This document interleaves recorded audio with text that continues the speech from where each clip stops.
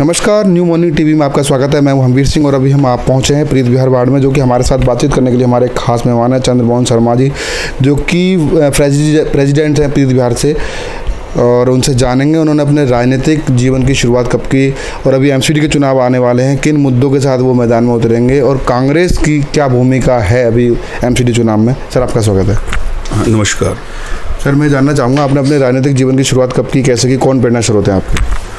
देखिए, मेरी राजनीतिक की शुरुआत जो है वो स्कूल लेवल से थी। एनएसयूआई के अंदर सबसे पहले मैंने पोस्ट एनएसयूआई के अंदर मुझे मिली थी। उस समय के प्रेसिडेंट थे राजेश शर्मा जी और भगत जी एमपी हुआ करते थे। तो उस समय मैं सबसे पहली पोस्ट जनरल सेक्रेटरी पे आया था एनएसयूआई यूथ कांग्रेस के अंदर। उसके बाद फिर अलग अलग तरह से कांग्रेस में रहते हुए यूथ कांग्रेस भी रही, ब्लॉक में भी रहे, डिस्ट्रिक्ट में भी रहे, प्रदेश में भी रहे, और आज फिर दोबारा ब्लॉक के अंदर ब्लॉक प्रेसिडेंट हूँ मैं इस एरिया का। इससे पहले दिल्ली प्रदेश कांग्रेस कमेटी का सेक्रेटरी भी रहा हूँ, यूथ के अंदर सेक्रेटरी रहा हूँ, और उसके साथ साथ सामाजिक गतिविधियों के अंदर एक एनजीओ भी हम लोग चला रहे हैं, जिसके अंदर हम कैंसर पीड़ित का ट्रीटमेंट भी करवाते हैं और उनका कोई ऑपरेशन हो वो भी करवाते हैं, मदद करवाते हैं लिम्फोमा ग्रुप ऑफ इंडिया के नाम से। उसके साथ साथ मैं धार्मिक एक्टिविटीज़ में भी योगदान देता हूँ। मंदिर के अंदर जनरल सेक्रेटरी हूँ। उसके साथ साथ हम एक साल में एक हनुमान सुंदरकांड पाठ करते हैं हनुमान जी का, जिसके अंदर बड़े दल बल के साथ लोग शामिल लेते हैं। एक हम गणेश विसर्जन पूजा करते हैं 10 दिन की, वो भी हमारे इस ग्रुप में होता है। तो जो समाज के अंदर जो भी सामाजिक योगदान है उसको निरंतर दिया जाता है, करा जाता है। सर, जो कांग्रेस अपनी ज़मीन खो चुकी है, क्या दिल्ली के एमसीडी चुनाव में वापस कर पाएगी? देखिए, कांग्रेस ज़मीन खो चुकी है, मैं आपकी बात से सहमत नहीं हूँ। मैं नहीं मानता हूँ कांग्रेस की ज़मीन को हिलाना किसी के बस की बात नहीं है, क्योंकि अगर तूफान आए व्यारों में तो छत या दीवारें हिल सकती है, उनकी जो जड़ें नहीं हिल सकती। कांग्रेस की जड़ हिंदुस्तान के अंदर है और जनमानस होने के नाते जनमानस भी जानता है हम तो कांग्रेस के सेवक हैं, वर्कर हैं, हम तो लड़ ही रहे हैं। आज राजनीति का दौर बदल गया है। आज राजनीतिक नकारात्मक और सकारात्मक रुख में चली गई है। आज बेसिक क्या है कि कुछ ऐसे नकारात्मक मुद्दों को सत्तारूढ़ पार्टी ने इतना बड़ा कर दिया है कि उसके ऊपर सकारात्मक रुख दिखता ही नहीं है। आज सकारात्मक रुख क्या है? देश के अंदर बेरोजगारी बढ़ी हुई है, देश के अंदर महंगाई है, देश के अंदर असुरक्षा का माहौल है, देश के अंदर डेवलपमेंट नहीं है। अब देश से छोड़ के आप दिल्ली में आ जाओ। क्या 15 साल पहले की दिल्ली जो शीला दीक्षित जी की थी, क्या उस दिल्ली के अंदर इस तरह की सोच थी? क्या इस तरह की सोच में होते हुए दिल्ली की जो डेवलपमेंट रोल मॉडल थी, जो पूरे एशिया और वर्ल्ड तक में देखी जाती थी, और कोई भी चीफ मिनिस्टर आके शीला दीक्षित को रोल मॉडल मानता था और अपने स्टेट में जाके उसको डेवलप करता था? क्या मिसाल दे सकता है कोई चीफ मिनिस्टर खड़ा होकर? कितने हाईवेज बने, कितनी रोड्स बनी, कितने डेवलपमेंट बन के हब बने, और इतना बड़ा कॉमनवेल्थ गेम दिल्ली में करवा दिया गया। तो ये एक सकारात्मक रुख था जो एक राजनीतिक व्यक्ति को रखना चाहिए, लेकिन आज वो सकारात्मक रुख खत्म हो गया। आज वो मुद्दों की नकारात्मक राजनीति होती है कि हम मान लीजिए आज पिक्चर ले आते हैं, पिक्चर दिखाते हैं और उस पर कहते हैं बहस करें। यानी गठजोड़ नहीं निभाना, हमें अंग्रेजों की राजनीति से फूट डालो और विभाजन करो की राजनीति से करना। क्या कारण मानते हैं कि कांग्रेस पार्टी के काफ़ी अधिकतर जो जनसेवक हैं वो आम आदमी पार्टी में जा रहे हैं? अभी भी ये दौर चलता जा रहा है, बढ़ता जा रहा है। ये होता है ऐसा। देखिए, अच्छे दौर के साथी बहुत होते हैं जीवन में और बुरे दौर के साथी कम होते हैं, लेकिन जब दौर खराब हो जो साथ रहे वही सच्चा सिपाही होता है। अगर कोई चला गया तो उसके जाने का गम नहीं, जो है उससे हमारा सीना चौड़ा है। हम फिर भी अपनी आवाज़ बुलंद करते हैं। मेरे नेता राहुल गांधी निरंतर उन मुद्दों को देश की जनता के सामने, सरकार के सामने, विपक्ष की भूमिका होने के नाते हमेशा रखते आए हैं। भले ही सरकार ने उनकी बात को मजाक में लिया हो, लेकिन क्या उन सब मुद्दों के ऊपर सरकार ने यू टर्न नहीं लिया? आप कोरोना में ले लीजिए, आप इकोनॉमिक जीएसटी के ऊपर ले लीजिए, आप नोटबंदी पे ले लीजिए, क्या आपने यू टर्न नहीं लिया? कारण क्या है? कहीं ना कहीं देश की राजनीति के अंदर आज जो भाजपा है उसको पता है हमारा मुकाबला कांग्रेस के साथ ही है और कांग्रेस में राहुल गांधी के साथ। तो उनका पूरा रुख राहुल गांधी को डैमेज करने में लगा हुआ है, उनको अपनी नकारात्मक सोच को, सकारात्मक सोच को दबाने की तरफ लगा हुआ है। एमसीडी में आपकी और कांग्रेस की क्या भूमिका रहेगी? देखिए, मैं कांग्रेस का सिपाही हूँ, ब्लॉक अध्यक्ष हूँ।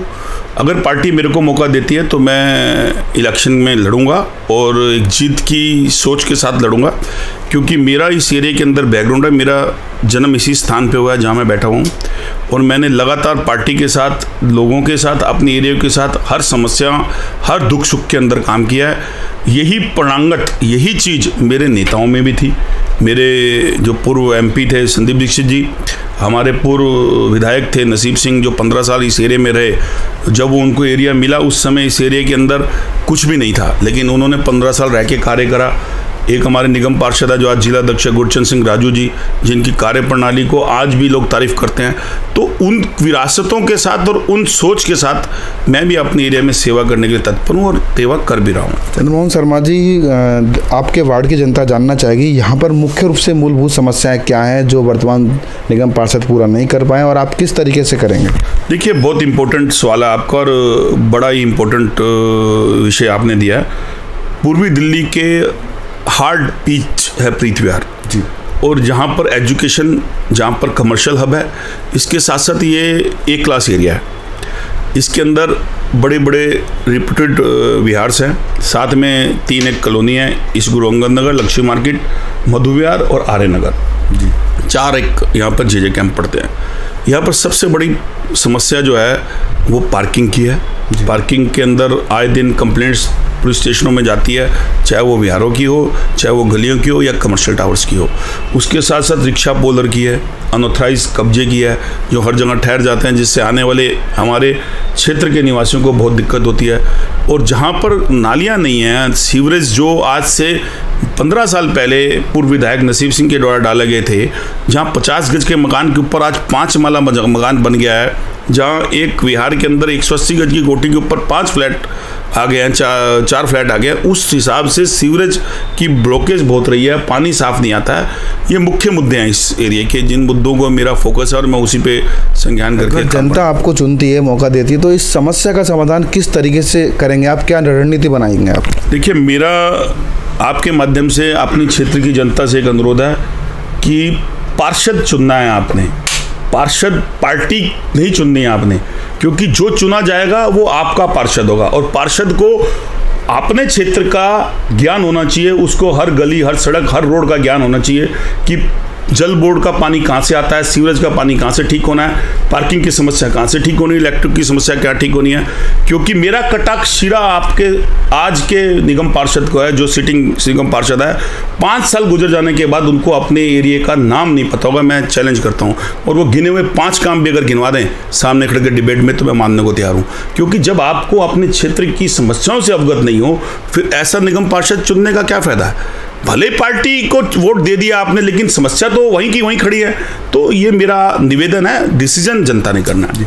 जनता से आप क्या वादा करना चाहेंगे? क्योंकि बहुत सारे नेता आए हुए हैं मैदान में और तरह तरह के वादे करते हैं, बाद में भूल जाते हैं, दिखाई भी नहीं देते हैं। तो जनता को आप क्या एक वादा करना चाहेंगे जो आप पूरा करेंगे? देखिए, मेरा वादा 24/7 है। मेरी सुबह की दिनचर्या बहुत प्रभात में शुरू हो जाती है, 5 बजे, 5:30 बजे मैं उठ जाता हूँ। उसके बाद मैं एक्टिव रहता हूँ। तो मेरे को पार्टी ने मौका दिया और मैं आया और मेरे क्षेत्र की जनता ने मुझे चुना, तो मैं वादा करता हूं आपके माध्यम से कि मैं अपने क्षेत्र के हर समस्या को, अपने क्षेत्र के हर वासियों की एक कॉल पे उनकी समस्या को हल करवाने का पूरा एश्योर करता हूं, पूरा वचन देता हूं। जी, धन्यवाद हमसे बात करने के लिए। नमस्कार। तो चंद्रमोहन शर्मा जी का साफ साफ कहना है कि नेता अपना ऐसा चुने क्षेत्र का, अपने वार्ड का, ताकि उसको सारी नॉलेज हो, जानकारी हो, हर मोहल्ले में कौन सी समस्या है उस समस्या का समाधान कर सके। जो वर्तमान में जो समस्याओं का ऐसे खड़ी पड़ी हुई हैं, उन समस्याओं को निदान पा सके। फिर आऊँगा किसी खास मुद्दे पर बात करने के लिए। मैं हमवीर सिंह, न्यू